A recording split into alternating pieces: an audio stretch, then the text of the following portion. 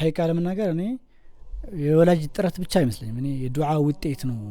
የሚለው ላይ ነው በጣም ትኩረት ማረጋው ምክንያቱም ይፈልግ አንተ ጥረት ብታረግ ይፈልገ በተለፋ ይፈልገ እንትን ብትል የነብዩ ልጅ ሆኖ ስንት ገደል ይገባ አለ የነብዩ ሚስት ሆኖ ስንት እንትን አለ ደሞ የፍርዓውን ሚስቱና ደሞ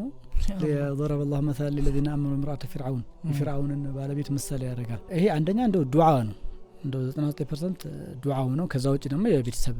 ጥረቱ አለ ዒልም እንዲወርሱ ያልቀሩትም ሁሉ እንዲቀሩላቸው እንትን ማለት حتى አንዳንድ ጊዜ ከዚህ እነ ሸህ መሐመድ እነ ሸህ ሐሰን ከዚህ በሚሄዱ ሰዓት አባታቸው ላይ አሁን ትልልቅ ነው በጣም ሹህራ ኑሯቸው አባታቸው ጋር ይሄዱና ቂራት ይቀራሉ በቃ ኪታብ ይቀራሉ ከዛ ሻህሚዲን አንዳንድ ጊዜ ኪታብ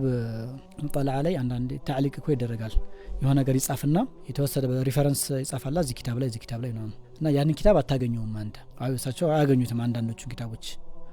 ከዛ ሻህ መሐመድ ይሁኑ ሼክ ሐሰን ለአድሪ በደንብ አላስታውስም ላፕቶፕ እንትን ብለው እነዛን ማግኘት የሚፈልጓቸው ኪታቦች እንደ ሪፈረንስ ኪታቦቻቸው ላይ ሲያነቡ ያገኟቸው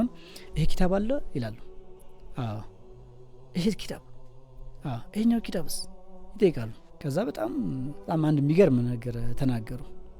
አሁን የሚወለዱበት እንጂ የሚሞቱበት ጊዜ አይደለም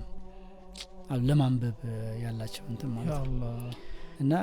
በዚህ ደረጃ ባትየው ዒልም ላይ እንደዚህ ጉጉት እናትየው ለዒልም እንደዚህ ጉጉት ኖሯቸው በዛ ላይ ዱዓ ሲጨመርበት ይሄ ትልቅ ዋናው መሰረታዊ ነገር ነው ብዬ ነው የማስበው